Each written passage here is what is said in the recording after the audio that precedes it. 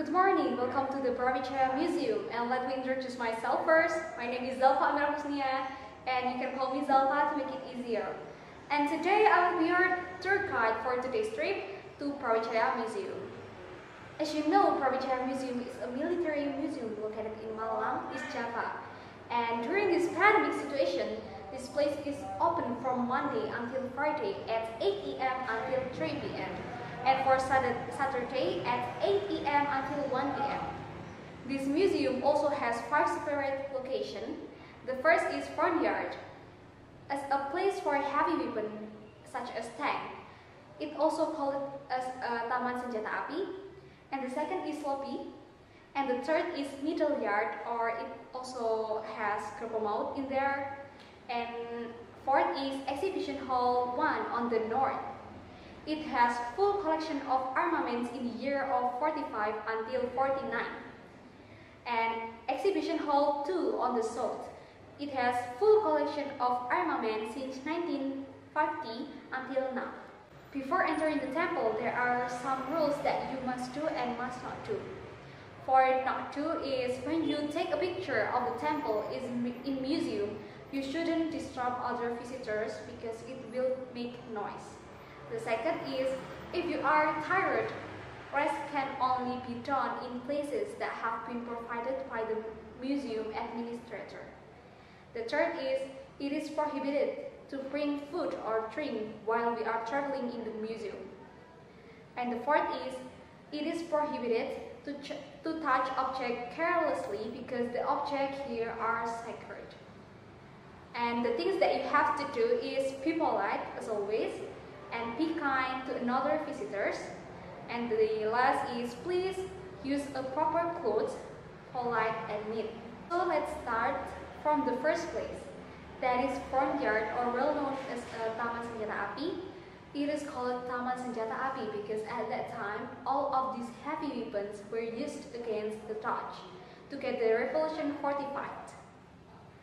I want to explain the Zip 1 cannon. This weapon was captured by TKR soldiers on the December 45 in Gresik. Why is it called the Zip 1 cannon? Do you know the answer? Okay, I will explain it for you guys. The history comes from the way this cannon would be used again by TKR soldiers to go to Lamongan. But in the middle of the turn, the battle suddenly broke out between Dutch and the TKR soldiers. After that, a soldier on this cannon named Mr. Buang was died. And then this cannon is called Si Buang to commemorate his kindness. Another weapons are 2 PSU weapons. These used to shoot down the Dutch war aircraft in Bangkalan, Madura in 45. These all heavy weapons are used beauty weapons by TKR soldiers. Now let us go to the main building of the museum. Now we can see the AM track amphibia tank near the entrance gate. This tank was used to attack Malang city at the time of military aggression 1 at 1947.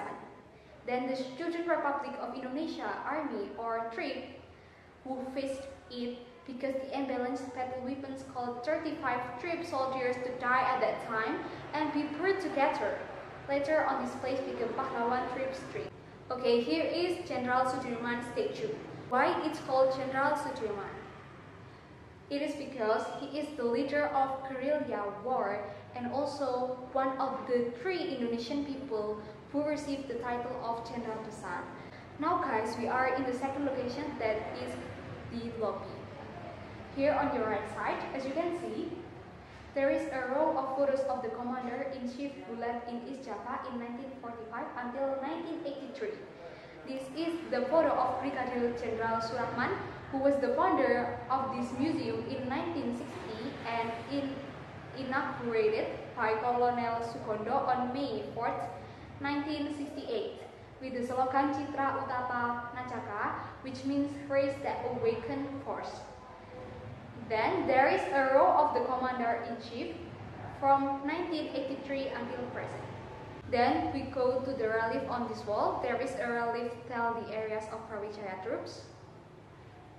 Not only in Indonesia but also international PBB.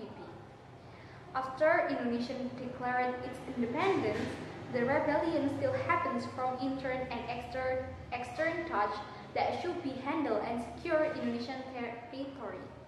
And then the next relief tells about the territory of the Majapahit Kingdom.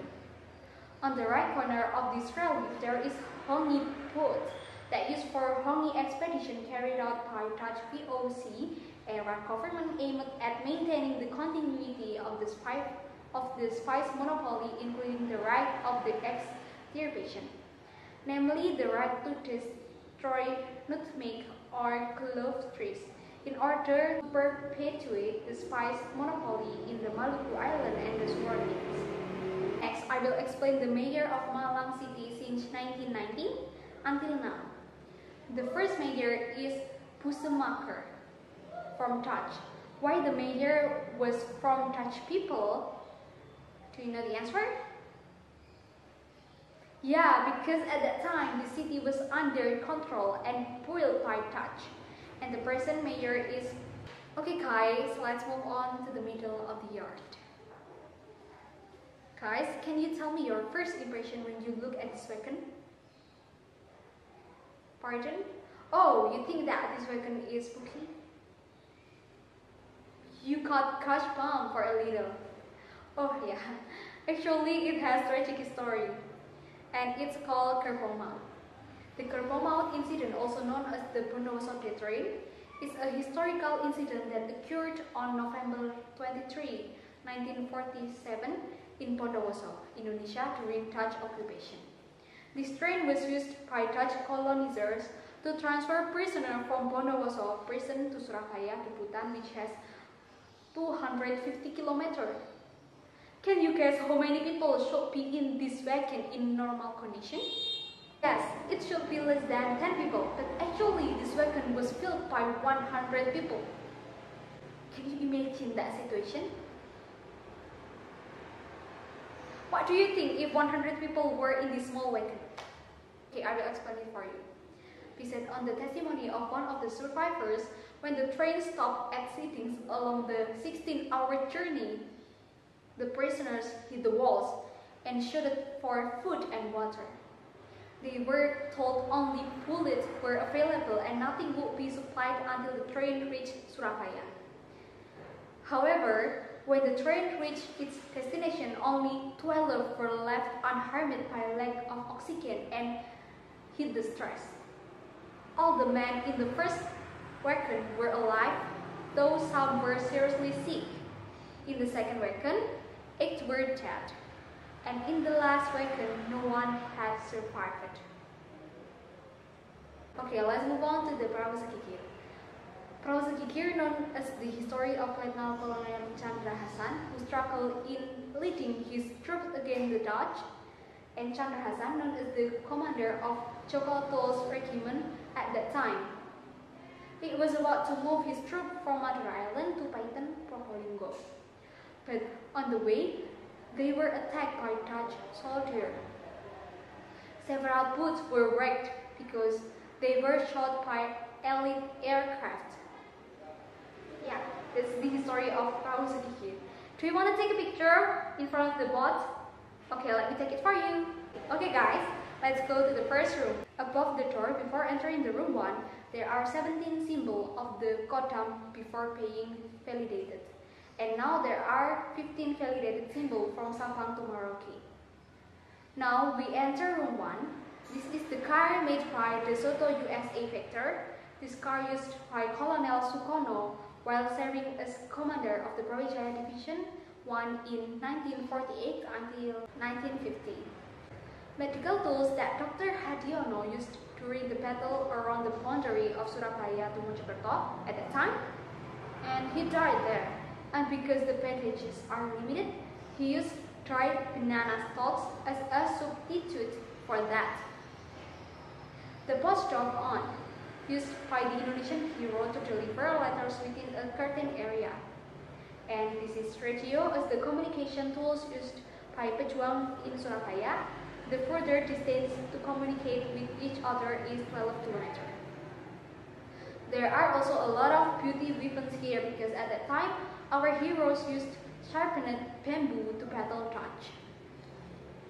This is a painting that tells how the November 10 battle started. It's because of the death of General Malapi, which caused the anger of colonialists. Look at the computer. They were used the old times. It also has photos of the Indonesian National Rebellion against the colonialists, and there are also photos of Malang in the past. Okay, ladies and gentlemen, finally we came to the end of our journey. Do you have any question? Yeah, do you have any questions so far?